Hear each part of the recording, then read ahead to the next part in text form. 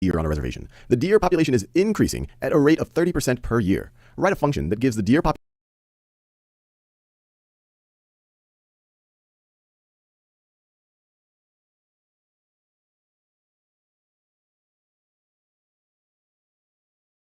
population, P of T, on the reservation T years from now. All right, let's think about it. So like always, pause this video and see if you can work it out on your own.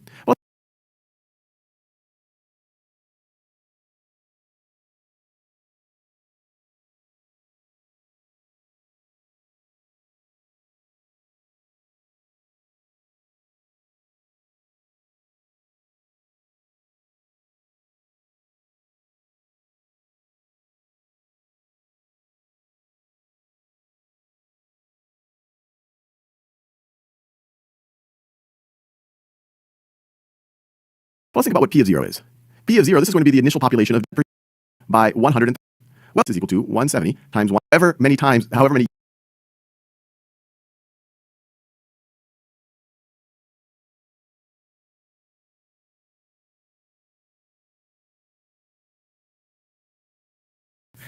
after special medicine is introduced into a petri dish full of bacteria, the number of bacteria remaining in the dish decreases rapidly. The relationship between the elapsed time t in seconds and the number of bacteria n of t in the petri dish is modeled by the following function. All right. Complete the following sentence about the half-life of the bacteria culture. The number of bacteria is halved every blank seconds. So t is being given to us in seconds. So let's think about this a little bit. Let's think about it. I'll draw a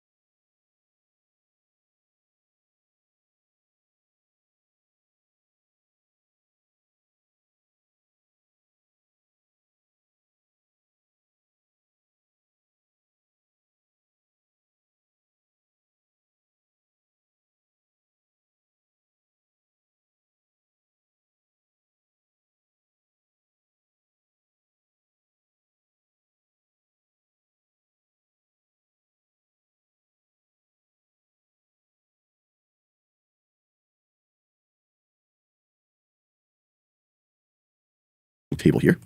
I'll draw a little table. 1,000 times 5 over time. A sample of formula. So times 1/2 point multiplied by 1/2. At what for t? At time equals 0. Right when we start, this whole thing, if this t is 0, then 1/2 to the 0 over 5.5 power, that's just 1/2 to the 0. That's all going to be 1, and you're just going to be left with 1,000 bacteria in the petri dish. Now, at what point do we get to multiply by 1/2? At what point do we get to say 1,000 times 1/2? Well, in order to say 1,000 times 1/2, the exponent here has to be 1. So at what time is the exponent here going to be 1? Well, the exponent here is going to be 1. This whole exponent is going to be 1 when t is equal to 5.5 seconds. So t is 5.5 seconds. And likewise, we get another 5.5 seconds. So if we go to 11 seconds, then this is going to be 1,000 times 11 divided by 5.5 is 2. So times 1/2 to the second power. So times 1/2 times 1/2. So every 5.5 seconds, we will essentially have half of the bacteria that we had 5.5 seconds ago. So the number of bacteria is halved every 5.5 seconds. And you see it in the formula, or in the function definition right over there. But it's nice to reason it through and really digest why it makes sense. Let's do a few more of these. The chemical element Einsteinium-253 naturally loses its mass over time. A sample of Einsteinium-253 had an initial mass of 320 grams when we measured it. The relationship between the elapsed time t in days and the mass m of t in grams left in the sample is modeled by the following function. Complete the following sentence about the rate of change in the mass sample. The sample loses 87.5% of its mass every blank days.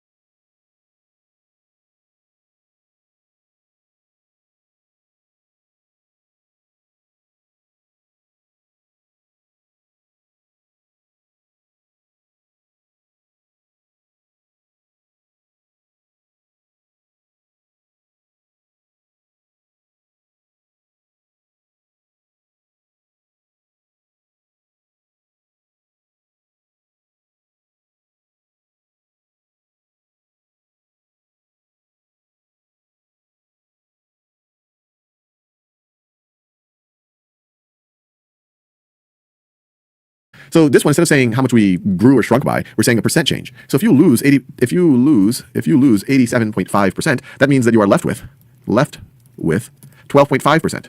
12.5%, which is the same thing as that you have the same way of saying that you have 0.125% of your mass. So another way of thinking about it is the sample is 0.125 of its mass, of its original mass, or how long does it take for the sample to be 0.125 of its mass? And there we could do a similar idea. You see the 0.125 right over here. And so I could draw a table if you like, although I think you might guess where this is going. But let me draw a little table here. So yes, that is lose. I really encourage you to complete the following sentence about the rate of change pattern matching this exponent equal 1. Let's do one more of these. Howard started studying how the number of branches on his tree grows over time. The relationship between the elapsed time t in years since Howard started studying the tree and the number of its branches n of t is modeled by the following function. Complete the following sentence about the rate of change in the number of branches. Howard's tree gains 4/5 more branches every blank years.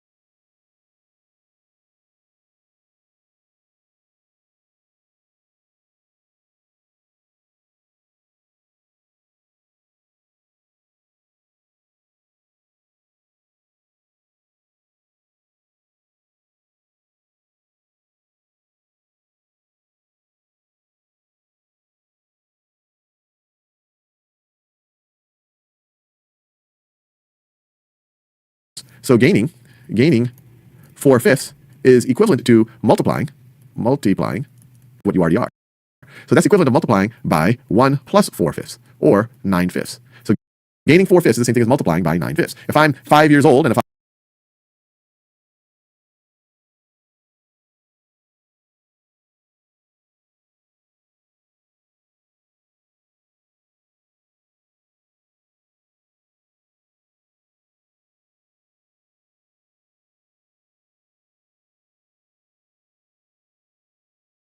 I gain 4/5 of my age, I would gain 4 years to get to be 9 years old, which means I've multiplied my age by 9/5. So Howard's tree, you could say grow every time t a whole. So you could view that as multiplying again by 9/5. So Howard's tree gains 4/5 more branches every 7.3 years.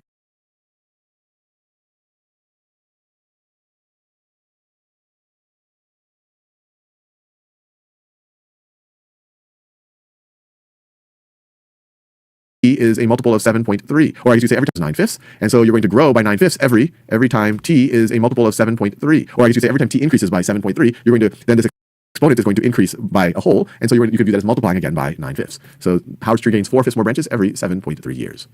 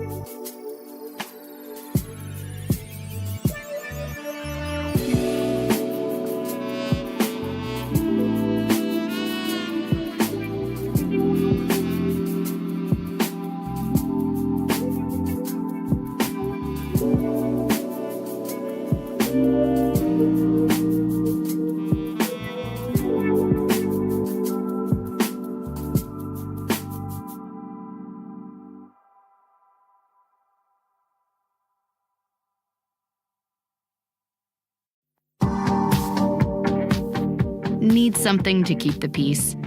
The Spotify Premium Family Plan gives everyone under the same roof equal listening freedom with separate accounts. Each person can enjoy the premium perks of offline and ad-free music listening from anywhere. Plus, explore music recommendations tailored to your tastes. Tap the banner to learn more.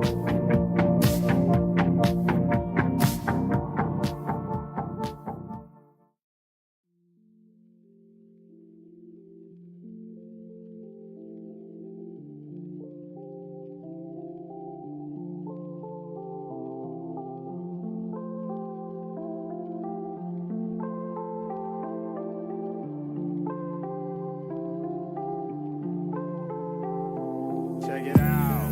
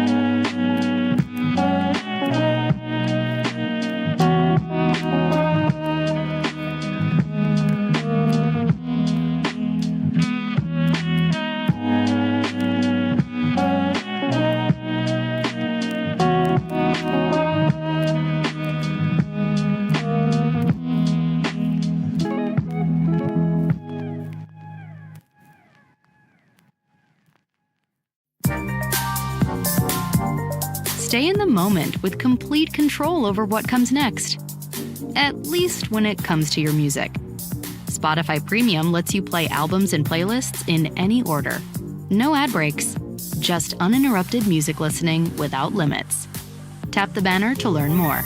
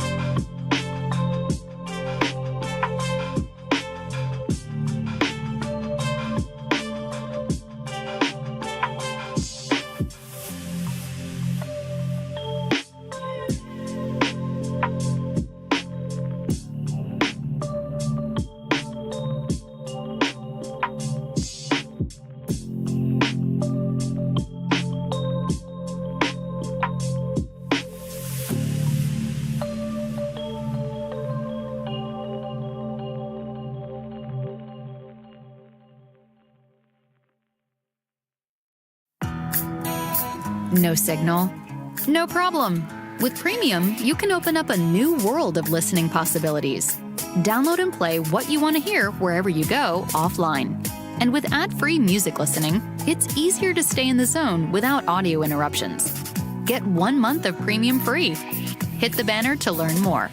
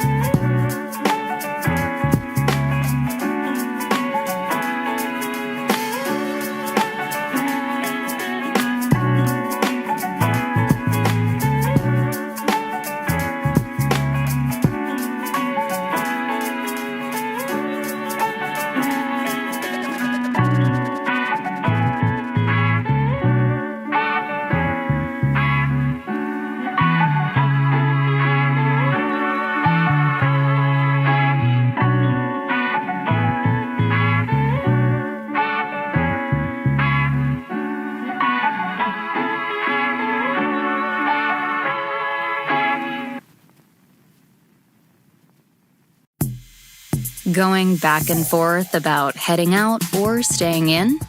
With Spotify Premium, you can download and take your music offline for whichever path you choose. Just download and pull up your playlists to keep the tunes flowing from one adventure to the next. Get 1 month of Spotify Premium free. Tap the banner to learn more.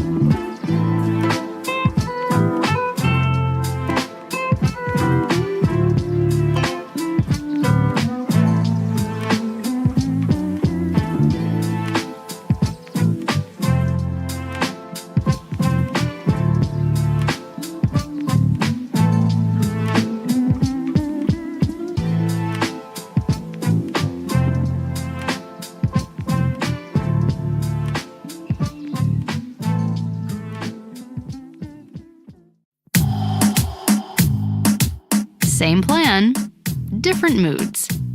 Give yourself and your loved one listening freedom with Spotify Premium Duo. Tune in together or make the most of time apart to recharge with your own playlists, albums, and podcasts. Tap the banner to learn more.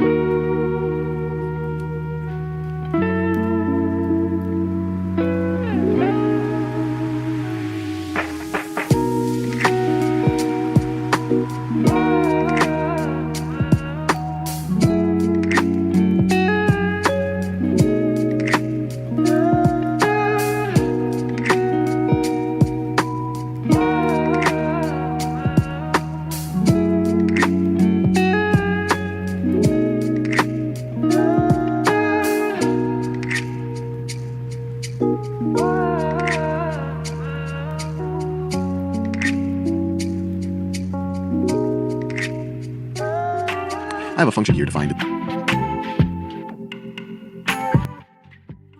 as x squared minus 5x plus 6. And what I want us to think about is what other forms we can write this function in. If we, say, wanted to find the zeros of this function, if we want to figure out where does this function intersect the x-axis, what form would we put this in? And then another form for maybe finding out what's the minimum value of this. We see that we have a positive coefficient on the x squared term. This is going to be an upward opening parabola. But what's the minimum point of this? Or even better, what's the vertex of this parabola right over here? So if the function looks something like this, we could use one form of the function to figure out where does it intersect the x-axis. So where does it intersect the x-axis? And maybe we can manipulate it to get another form to figure out what's the minimum point. What's this point right over here of this function? I don't even know if the function looks like this. So I encourage you to pause this video and try to manipulate this into those two different forms. So let's work on it. So in order to find the roots, the easiest thing I can think of doing is trying to factor this quadratic expression which is being used to define this function. So we can think about, well, let's think of two numbers whose product is positive 6 and whose sum is negative 5. So since their product is positive, we know that they have the same sign. And if they have the same sign, but we get to a negative value, that means they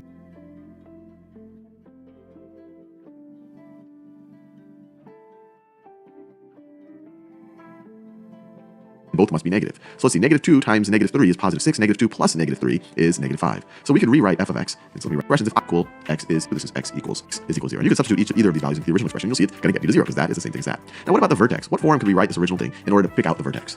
Well, we're already a little familiar with completing the square and what this function is. So let's 5x. And I'm just going to add it here and I'm going to subtract $. So this part right over here is a perfect. So if we take this coefficient right over here, we take negative 5, we take half of that, which is negative 5 halves, and we square it. So we could write this as plus what's negative 5 halves squared? So I could write this negative 5, 4, so this is both sides, or if we're 25 over 4. So what is this part right over here? What does this become, the part that I've underlined magenta? Well, this is going to be, the whole reason why we engineered it in this way is so that this could be x minus 5 over 2 squared, and I encourage you to videos, but it could be rewritten as 24. So we've rewritten our original function as f of x is equal to x minus 5 halves squared minus 1/4. Now, why is this form interesting?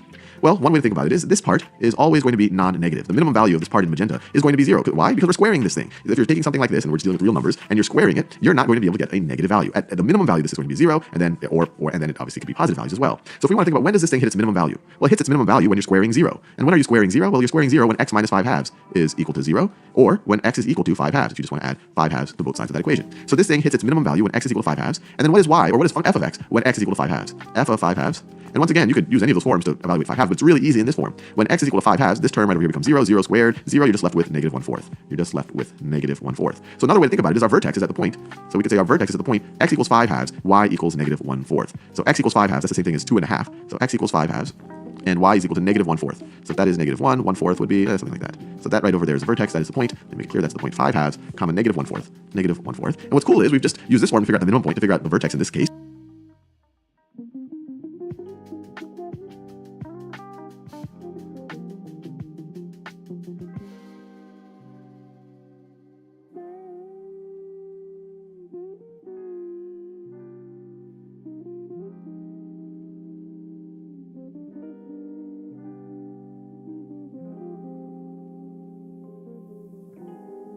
And then we can use the roots to kind of, as two other points, to get a rough sketch of what this parabola will actually look like. So the interesting, or I guess the takeaway from this video is just to realize that we can rewrite this in different forms, depending on what we're trying to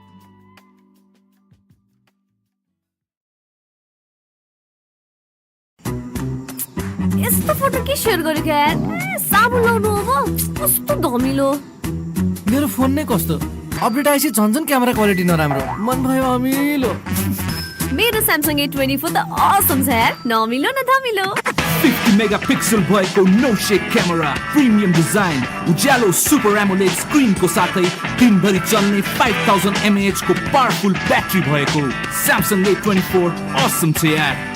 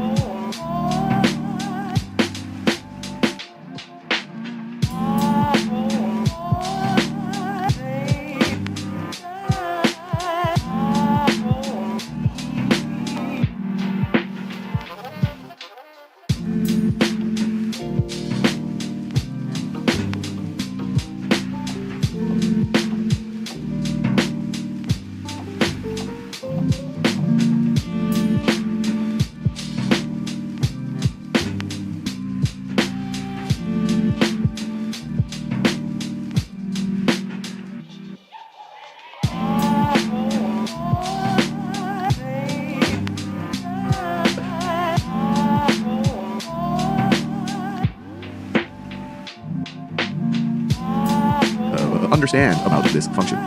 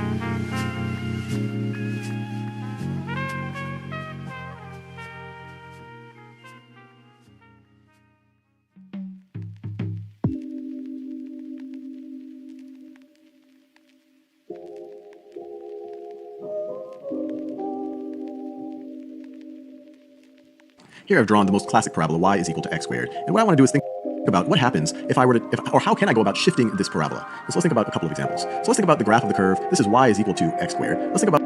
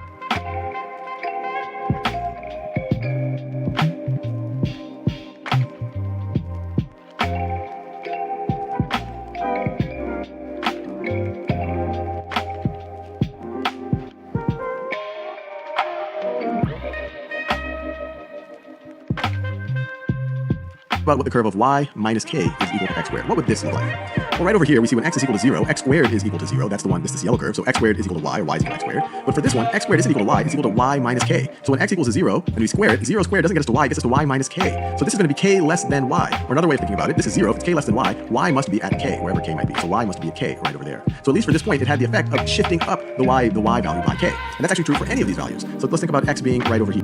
For this yellow curve, you square this x value, and you get it there. It's clearly not drawn on the scale the way that I've done it right over here, but you square this x value, you get there. But now for this curve right over here, x squared doesn't cut it. It only gets you to y minus k. So k must be, or y must be k higher than this. So this is y minus k, y must be k higher than this. So y must be right over here. So this curve is essentially this blue curve shifted up by k. Shifted up. So making it y minus k is equal to x squared, shifted it up by k. Whatever value this is, shifted up by k. This distance is a constant k, the vertical distance between these two parabolas. I'll try to draw this cleanly as I can. This vertical distance is a constant k. Now let's think about shifting in the horizontal direction. Let's think about what happens if I were to say y is equal to not x squared, but x minus h squared. So let's think about it. This is the value you get for y when you just square 0 and get y is equal to 0. How do we get y equal to 0 over here? Well, this quantity right over here has to be 0. So x minus h has to be 0, or x has to be equal to h. So let's say that h is right over here, so x has to be equal to h. So one way to think about it is, whatever value you were squaring here to get your y, you now have to have an h higher value to square that same thing, because you're going to subtract h from it. Just to get to 0, x has to just to square 0, x has to equal h. Here, if you wanted to square 1, x just had to be equal to 1.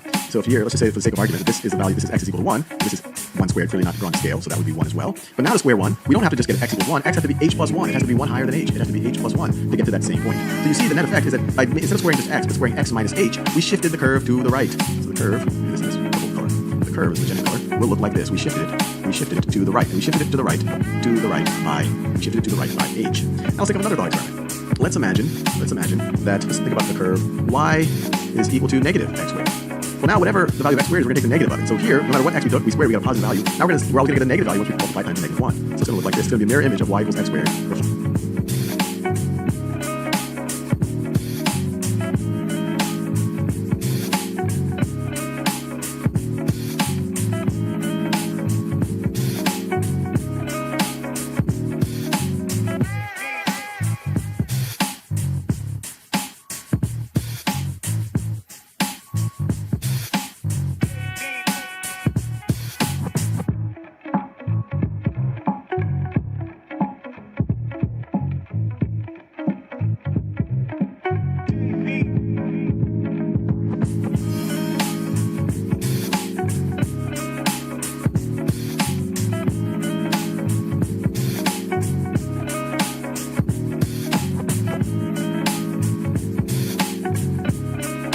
Reflected over the horizontal axis. It's going to look something like that. So that's y is equal to negative x squared. And now let's just imagine scaling it even more. What would y equal negative 2x squared? Well, now, actually, let me do two things. So what would y equals 2x squared look like? So let's just take the positive version. So y equals 2x squared. Well, now as we square things, we're going to multiply them by 2, so it's going to increase faster. So it's going to look something like this. It's going to be narrower and steeper. So it might look something like this. And once again, I'm just giving you the idea. I haven't really drawn this to scale. So this increasing it by factor will make it increase faster. If we did y equals negative 2x squared, we did y equals negative 2x squared, well then it's going to get negative faster on either side. So it's going to look something like this. It's going to be the mirror image of what I just drew. So it's going to be a narrower parabola just like that. And similarly, and I know that my diagram However is really you like messy to right listen, now, but just remember we there's started a with y equals x premium squared, plan which is this made curve for right here. you.